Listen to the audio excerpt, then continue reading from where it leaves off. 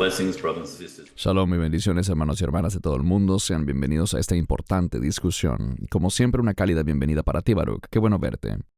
Shalom, Cristian, digo lo mismo. Qué bueno verte por este medio. Alabado sea Dios. Hemos tenido algunos detalles técnicos, pero seguimos adelante. Baruch, el tema de hoy es uno muy importante, y se trata de separarnos del mundo. Así que si estás listo, iniciemos. Bien, un tema muy importante, como acabamos de decir, el que trataremos el día de hoy. Muchas personas están al tanto del engaño, de este engaño que crece más y más en la medida que entramos a los últimos días. Pero creo que también es muy importante ver lo que dice la Escritura sobre cuán importante es que nosotros, los creyentes, nos separemos del mundo. Vamos de una vez al grano, Baruch, para ver lo que dice la Escritura al respecto. A manera de introducción, podemos decir que la separación bíblica es el reconocimiento de que Dios ha llamado a los creyentes a salir del mundo y a llevarlos a una pureza personal y corporativa en medio de las culturas pecaminosas. La Biblia enseña claramente que los hijos de Dios deben vivir separados del mundo. Tus comentarios. La palabra separación me hace pensar en el primer capítulo del libro de Génesis, donde Dios hace una distinción entre la luz y las tinieblas, y luego a lo largo de las Escrituras, entre el bien y el mal. No debemos tener comunión alguna con lo que sea malo.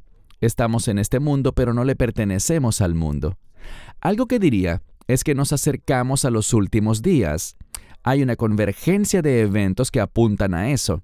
Y uno de los pasajes que resultan muy relevantes en este contexto es el que habla de la separación entre las ovejas y las cabras. Muchas personas piensan que ese pasaje se refiere a las naciones, pero realmente ahí no se habla de naciones como países individuales, sino que se refiere a personas diferentes. Ese término en el lenguaje bíblico no necesariamente aplica a toda una nación. Algunos enseñan que hay naciones oveja y naciones cabra. Yo jamás apoyaría esa interpretación. Existen personas que son ovejas, es decir, que siguen la voz del pastor verdadero, del Mesías Yeshua, Jesucristo, o son cabras, y eso quiere decir que seguirán al imperio de la cabra, al imperio del anticristo, el cual es llamado en Daniel 8, la cabra. Entonces, efectivamente, viene una separación, y todo tiene que ver con quién es nuestro Señor. Nos encanta hablar de Él como nuestro Salvador, y Él es nuestro Salvador, pero Él también es Señor. Él es la autoridad de nuestras vidas, y es solo cuando reconocemos su autoridad sobre nuestras vidas, cuando nos sometemos y obedecemos, que nosotros podremos estar separados. Como dice en otro pasaje, lo dice Pedro en una de sus epístolas, citando al libro de Éxodo capítulo 19, «Ustedes son un real sacerdocio, un pueblo santo, un pueblo singular», y de esto estamos hablando, de esta separación que nos vuelve únicos frente al mundo. Y lo último que diré es que, desafortunadamente, cuando observas gran parte de la adoración que se presenta en las iglesias, no se trata de algo que sea separado, distinto, algo que se relacione con la pureza, de lo que hablabas hace un minuto, de esa pureza colectiva que el cuerpo de Cristo debería tener. Pero con demasiada frecuencia vemos que la adoración no está siendo distinta ni separada del mundo, sino que está adoptando una apariencia mundana, la presentación del mundo y las características del mundo.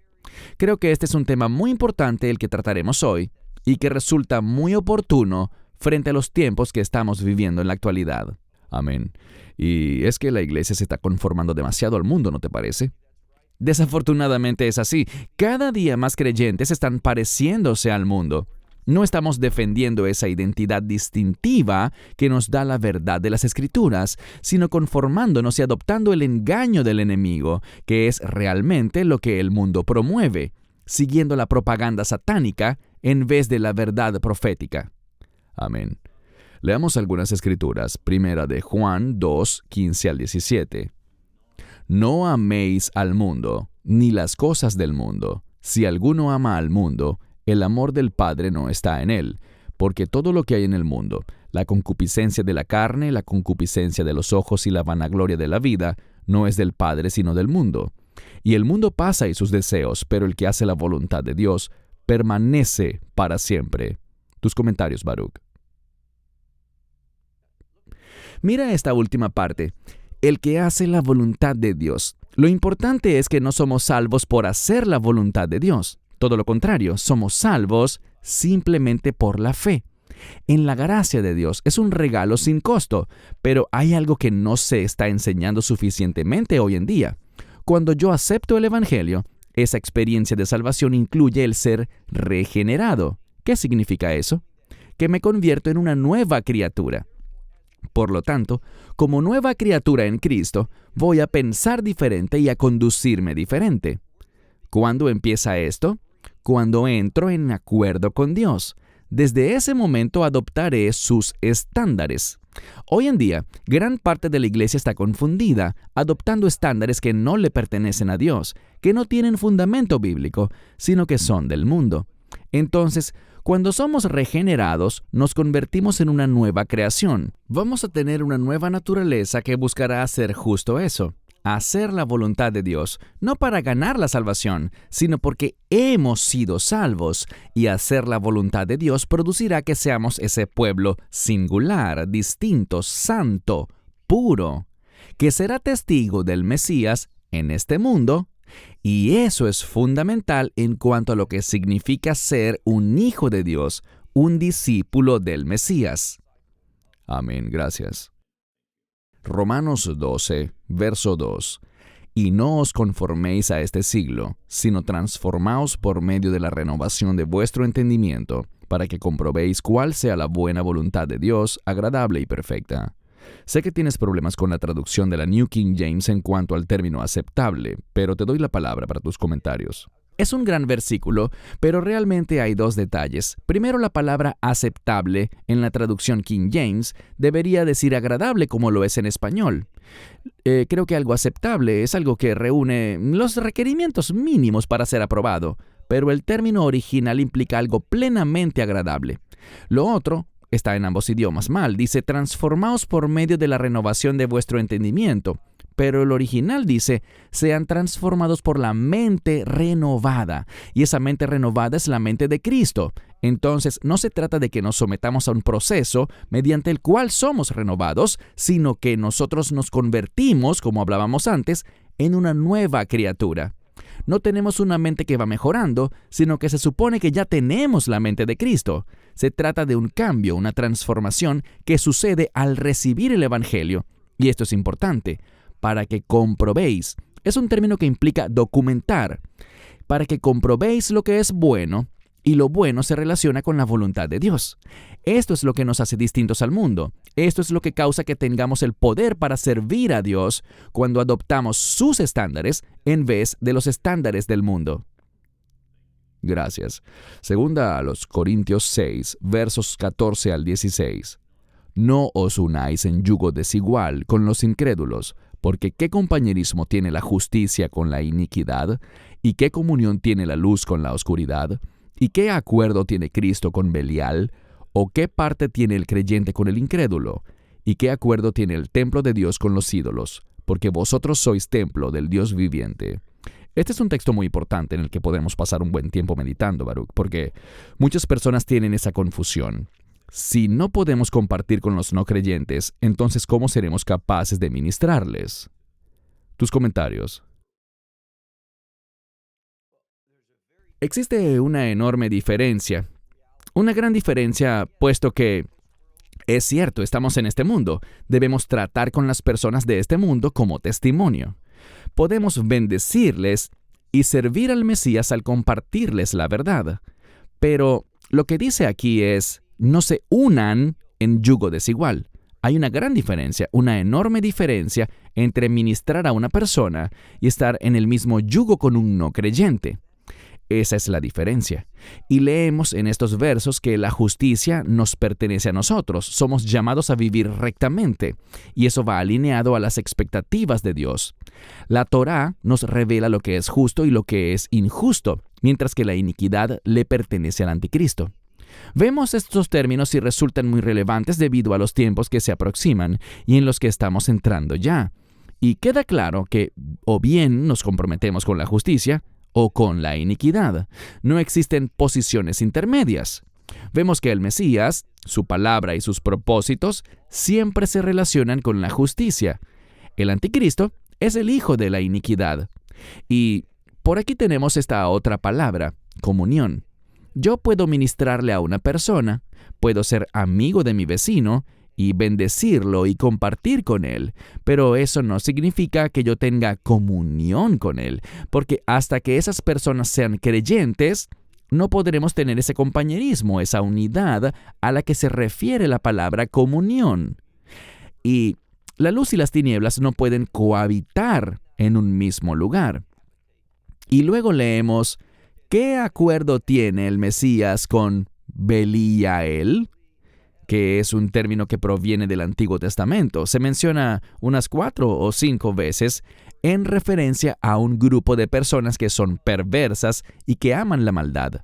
Nosotros amamos la justicia, amamos las cosas de Dios, no amamos la maldad. Todo esto se resume en algo y noten cómo el texto se desarrolla comparando al creyente con el no creyente. Todas estas cosas, la justicia y la luz y el Mesías, están asociadas con los creyentes, mientras que la iniquidad, la oscuridad y Belial están vinculados con el no creyente. Y finalmente se habla del templo de Dios y del templo de los ídolos. Cuán distintos y opuestos están en cuanto a su propósito. Los que van a los templos idólatras buscan que se cumpla su voluntad, lo que ellos desean. Nosotros vamos a adorar a Dios porque sabemos que necesitamos ser cambiados por Dios. Anhelamos oír la palabra de Dios con el fin de cumplir su voluntad. Esta es la gran desconexión que existe hoy. Estamos preparando un programa de estudio sobre el reino de Dios y estamos trabajando y consultando con distintas congregaciones en diferentes lugares del mundo para producir esto. Pero hemos descubierto que hay una gran desconexión en cuanto a la comprensión de lo que significa vivir para el reino ahora. Demasiados piensan que el reino únicamente es una experiencia futura, algo que sucederá, pero que estamos atascados en este mundo lleno de problemas. Dios ayúdanos, Dios socórrenos con estas cosas, y siguen teniendo la mentalidad del mundo en vez de tener la mentalidad del reino. La separación es fundamental para los verdaderos discípulos. Gracias. Juan 15, 18 al 19. Si el mundo os odia, sabéis que a mí me odiaba antes que a vosotros. Si fuerais del mundo, el mundo amaría lo suyo. Mas porque no sois del mundo, antes yo os elegí del mundo, por eso el mundo os aborrece. Tus comentarios, Baruch. No somos del mundo. Entonces, ¿dónde estamos? Exactamente lo que enseñó el Mesías al inicio de su ministerio. Arrepiéntanse porque el reino de los cielos se ha acercado. Nosotros pertenecemos al reino. Esto es algo básico y fundamental.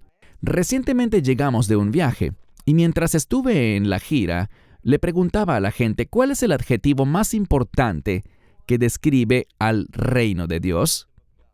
Y muchos decían amor, otros decían paz, otros decían prosperidad. Esas eran las respuestas más comunes, pero la mejor respuesta se encuentra en Mateo 6:33, donde dice, busca primero el reino de Dios y su justicia. Es su justicia. Él es el rey, pero su énfasis está en la justicia. Este es el llamado que tiene todo creyente, y te aseguro que cuando vives comprometido con la justicia y con practicar la justicia, serás muy diferente al mundo, y el mundo, tal como dice este verso, te aborrecerá. El mundo y los que le pertenecen al mundo odian la justicia. Por esto vemos que hay una gran diferencia hoy en día entre el mundo y cómo luce, no en cuanto a todas las religiones, sino específicamente en cuanto a la verdad. El mundo odia lo que hacemos y lo que nos apasiona, que es la construcción de un reino de justicia. Amén, gracias. Vemos el siguiente pasaje en Filipenses 3, del 20 al 21. Porque nuestra ciudadanía está en los cielos, de donde también ansiosamente esperamos al Salvador, el Señor Jesucristo, que transformará nuestro cuerpo humilde para que sea semejante al cuerpo de su gloria, según la operación con la cual puede aún someter todas las cosas a Él mismo. Una vez más, una clara escritura que indica que nuestra ciudadanía no es de esta tierra, sino que es del cielo, o del reino. Tus comentarios, Baruch. Gracias, Cristian, porque Realmente esa palabra cielo es una palabra de reino. En este momento el reino de Dios está en el cielo, pero no seguirá allí por la eternidad. Sabemos que el Apocalipsis dice que el trono de Dios viene a la tierra. El Mesías gobernará sobre el trono de Dios en Jerusalén, conocido como el trono de David, pero también, debido a que el Mesías se sienta allí, Él es el Hijo divino de Dios. Es el reino y el trono de Dios que en última instancia será la nueva Jerusalén. Pero noten esta transformación. Y cuando hablábamos de justicia, otra verdad importante de la Biblia, la justicia es frecuentemente comparada en la literatura poética, en la poesía bíblica, con la gloria. Entonces la justicia y la gloria van de la mano. Cuando dice que podemos ser conformes al cuerpo de su gloria, queremos vivir justamente. Y de eso es de lo que se trata todo esto de ser transformados conformes a Él. Y dice, según la operación con la cual puede aún someter todas las cosas a Él mismo. Eso inicia con el creyente. Yo quiero ser sujeto, quiero someterme y ser llevado bajo su autoridad. Como dice Pablo, y de esto se trata la madurez espiritual, de llevar todo pensamiento cautivo a la obediencia al Mesías. Esa es nuestra meta.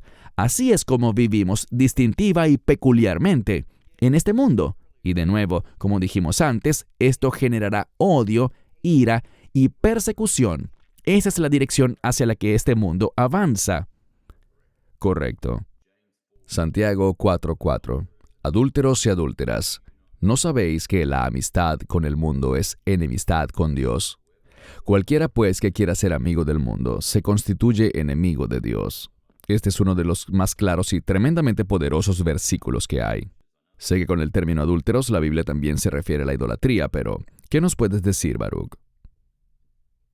La palabra de Dios es muy clara y directa. O bien tú vas a ser amigo del mundo, o vas a ser amigo de Dios. Y cuando eres amigo del mundo, eres enemigo de Dios. Son palabras muy fuertes que tienen implicaciones muy serias. Lo que veo cada vez más, lo mencionamos en un video anterior, cuando mencionábamos que una figura pública, una artista muy conocida que se hace llamar cristiana, participó o facilitó las instalaciones para que se llevase a cabo una boda entre una pareja del mismo sexo, entre dos mujeres.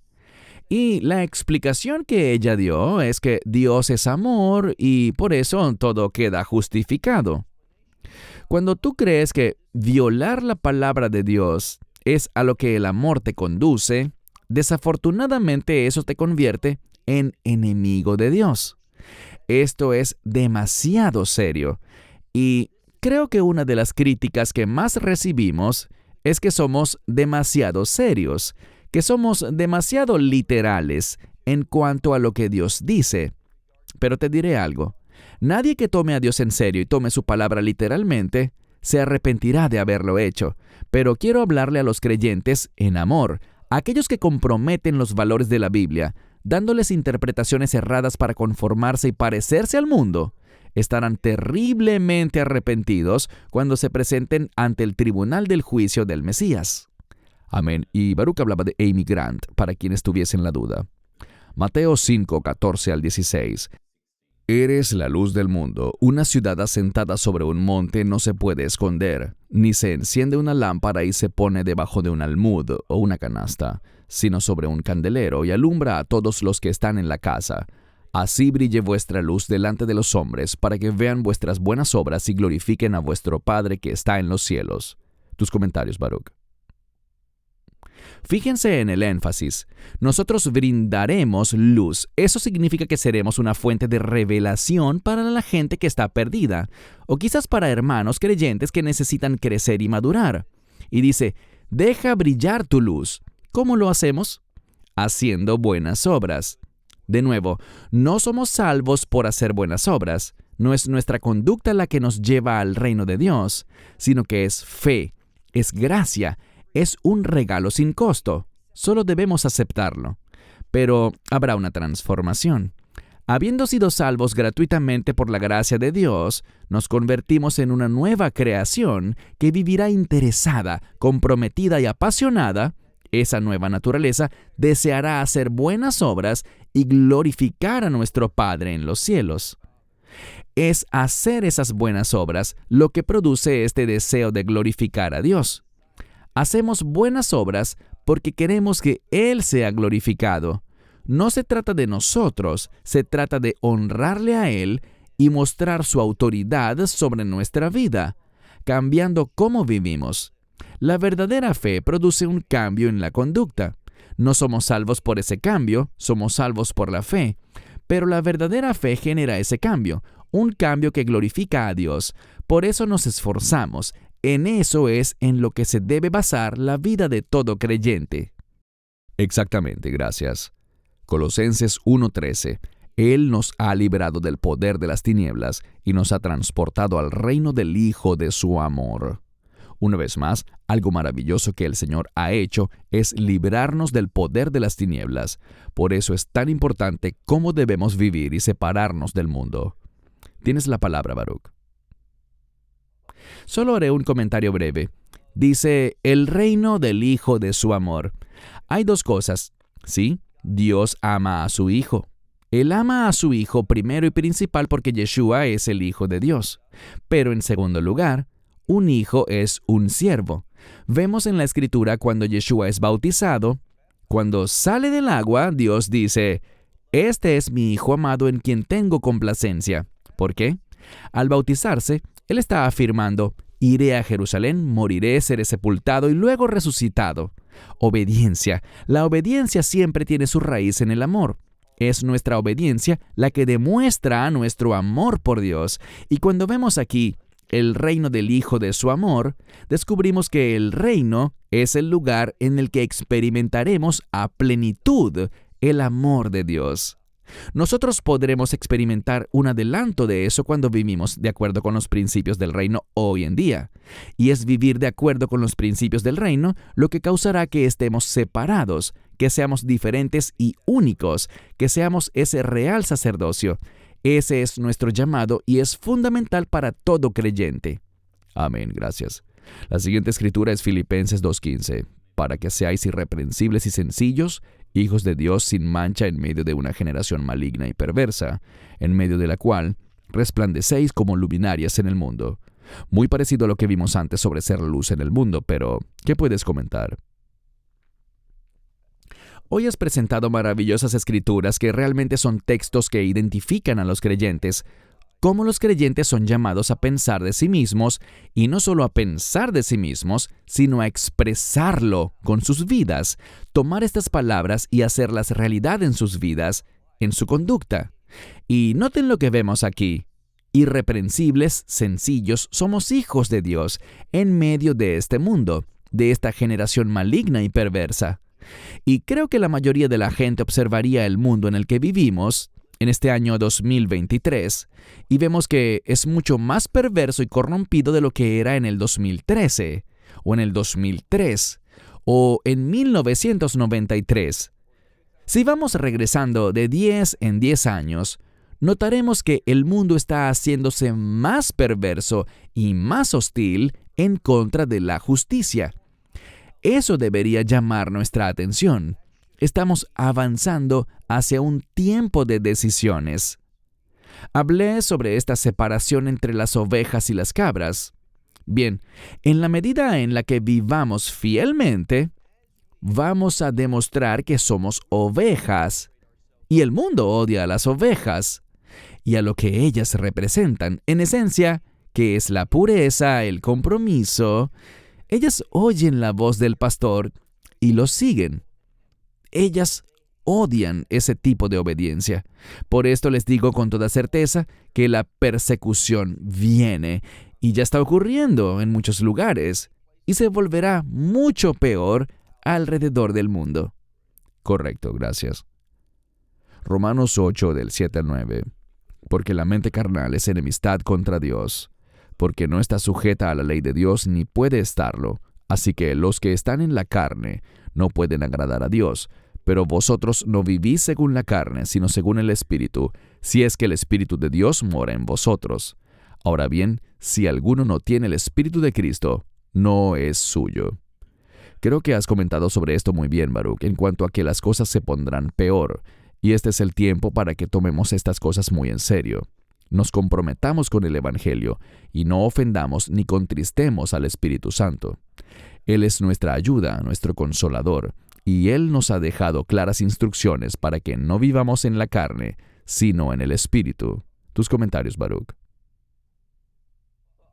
Me encanta este verso por una serie de razones. Primero, dice que la mente carnal no solamente es enemiga de Dios, lo cual ya es muy fuerte de por sí, sino que además no se sujeta a la ley de Dios. Cuando tengo mente carnal, yo rechazo la justicia. La ley de Dios se relaciona con la justicia. Pero cuando estoy en el Espíritu, estaré cumpliendo como dice Pablo en el mismo capítulo, Romanos 8:4, estaré cumpliendo la justicia de la ley. Vemos que la ley de Dios, y hay algunos que quieren explicarlo diciendo que no se trata de la ley del Antiguo Testamento. Ciertamente de ella es de la que se trata. No existe una desconexión entre los mandamientos. Los mandamientos de Dios y los mandamientos de su Hijo Cristo Jesús son los mismos mandamientos. Revelan la misma verdad, no están en conflicto entre sí. Pero anoten lo que dice aquí. Ustedes no viven según la carne. ¿Según qué vivimos? Según el Espíritu. No sé por qué, pero con mucha frecuencia los traductores quieren sembrar duda. Y esto es muy desafortunado. Dice, sino en el Espíritu, pero luego no dice, si es que el Espíritu mora, sino ya que el Espíritu mora. Si estamos en el Mesías, si su Espíritu está en nosotros, entonces efectivamente el Espíritu de Dios mora en nosotros. No hay nada de incierto en ello, y Él lo confirma. Ahora, si alguien no tiene el Espíritu de Cristo, no le pertenece a Él. Podemos tener seguridad que debido a que tenemos el Espíritu de Dios, el Espíritu Santo mora en nosotros. Él es el Espíritu de verdad y nos guía a toda justicia. Ese es el mensaje, esa es nuestra tarea. Allí es a donde vamos cuando somos guiados por el Espíritu, a comportarnos rectamente. Y no sé por qué esto resulta tan controversial hoy en día a muchos creyentes. Ellos nos dicen, oh, es que ustedes son legalistas. No, como siempre les decimos, somos salvos por la gracia, es un regalo sin costo. Pero, siendo salvos, siendo regenerados, habiéndonos convertido en una nueva criatura, nos comprometemos con hacer lo justo. ¿Por qué? Porque la justicia trae gloria a Dios y eso es lo que nos interesa hacer. Correcto, gracias. Primera de Pedro 1, 14 al 16. Como hijos obedientes, no os conforméis a las concupiscencias anteriores como en vuestra ignorancia, pero como el que os llamó es santo, sed también vosotros santos en toda vuestra conducta, porque está escrito, sed santos, porque yo soy santo. Creo que esto es algo importante, Baruch, y lo comentabas no hace mucho. Pero estamos hablando de creyentes que luchan con esto. Tienen que dejar lo carnal atrás, pero siguen comprometiendo sus valores. Esto no aplica para toda la iglesia, por supuesto, pero sí para un gran número de creyentes. Tus comentarios. Todos luchamos. Todos seguimos en este cuerpo. Seguimos en la carne. No debemos someternos a la carne, pero luchamos con eso. Todos los creyentes. Pero nos dice que nuestro llamado es a la victoria, a vencer. Y me gusta cómo inicia este verso, a que seamos hijos obedientes. Y que no vivamos en las concupiscencias o deseos pasados, eso debe quedar atrás. Eso hacíamos cuando vivíamos en la ignorancia, cuando no estábamos basados en los mandamientos de Dios, en la revelación de Dios. Él nos ha llamado a ser santos. ¿Qué significa eso? Vivir comprometidos con los propósitos de Dios. Digo esto con mucha frecuencia, porque la palabra santo aparece con mucha frecuencia. Santo representa y se relaciona con los propósitos de Dios. Entonces, cuando dice, sed santos porque yo soy santo, Dios está comprometido con sus propósitos. Él está comprometido con su voluntad. ¿Qué hay de nosotros? Ese es nuestro llamado. Y cuando vivimos fieles y comprometidos con los propósitos de Dios, eso producirá esa separación. Y de nuevo, nosotros vivimos en el mundo, eso lo entendemos, pero se supone que vivamos de manera diferente, distintos a los demás. Esa palabra distintos, somos llamados a vivir de una manera que nos distinga del resto. Anoche estábamos en nuestro centro de estudios aquí en Israel y empezamos con Havdalah, que es el servicio que hace una distinción entre los 6 días de trabajo y el Shabbat. esa transición, saliendo del Shabbat y regresando a los 6 días de trabajo. Y esa palabra, la avdil, hacer una distinción, es vital que la entendamos. Constantemente estamos siendo retados. ¿Qué voy a hacer? ¿Qué voy a decidir? ¿Tomaré la decisión de elegir las cosas del reino o las cosas de este mundo? Una distinción muy notable entre estas dos cosas, y en la medida que crecemos y maduramos, seremos capaces de reconocerlo más y más. Amén, gracias. Mateo 16:26. Porque, ¿de qué le sirve al hombre ganar todo el mundo y perder su alma? ¿O qué dará el hombre a cambio de su alma? Creo que esta es una escritura muy relevante para los creyentes que están quizás más enfocados en las cosas del mundo que en las del reino. No estamos diciendo que el dinero no sea importante. La gente debe pagar sus facturas, deben comprar comida, pero creo que debe haber un balance allí, y a veces, tristemente, ese balance no existe. Tus comentarios, Baruch. Bien dicho, Cristian. Hay un balance que debe existir basado en la revelación de la palabra de Dios y la dirección del Espíritu Santo. Como dije, vivimos en este mundo y tenemos que seguir en este mundo. Por supuesto, pagar las facturas, comprar comida y hacer todas las cosas que debemos hacer en este mundo. Pero reconocemos que el mundo no es nuestro amo, sino que el Mesías es nuestro Señor, y tomamos esas decisiones para agradarle a Él, confiando, como dice también en el libro de Mateo, en el Sermón del Monte, que Dios sabe que necesitamos comida, agua y ropa, y Él se ocupará de todo eso cuando busquemos el reino de Dios y su justicia en primer lugar. Entonces, allí, Dios responderá. Y si no tenemos los recursos, Dios puede proveer sobrenaturalmente. Él puede saciar el hambre. Él puede dar calor cuando hace frío. Para Dios, nada es imposible.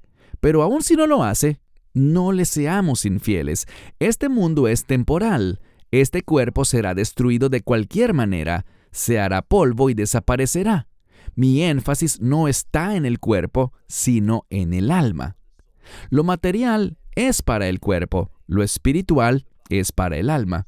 Procuremos tener un balance adecuado, y entendamos lo que es importante, con lo que debemos comprometernos y en lo que no debemos ceder.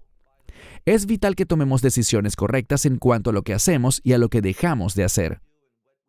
Amén, gracias. Esta lámina que viene es muy importante. En toda la Biblia vemos que los creyentes son llamados santos. Ahora en hebreo el término es kodeshim. Perdona mi mala pronunciación, Baruch, pero hago lo mejor que puedo. Y eso significa realmente, lo que kodeshim significa es separado o apartado. Esto me pareció muy interesante porque si somos identificados como santos, en hebreo kodeshim, lo que significa eso es separados. Tenemos una referencia allí en Daniel 7:18. Pero los santos del Altísimo recibirán el reino y poseerán el reino por los siglos de los siglos. Tus comentarios, Baruch. Tienes toda la razón. Es una hermosa verdad. Se nos llama separados y apartados para sus propósitos. Usualmente el término santificación, que tiene su raíz en esa misma palabra, que significa separados, significa santos. Siempre tiene un propósito detrás, y aquí está la clave. No se trata de mi propósito o tu propósito, sino de los propósitos de Dios. Gran escritura, gran verdad que debemos adoptar y entender que esto es fundamental para todo creyente. Gracias. Algo para tener en mente antes de cerrar el programa de hoy, Baruch, y alguna persona quizás necesite oír esto. Pon el mundo detrás de ti. Y es que la gente se emociona con sus propósitos de Año Nuevo y cosas por el estilo, pero pon el mundo detrás de ti y a Yeshua delante de ti.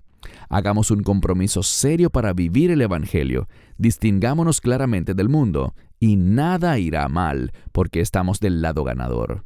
Te doy la palabra, Baruch, para tus comentarios finales. Quiero oír lo que tienes que decir para cerrar este programa.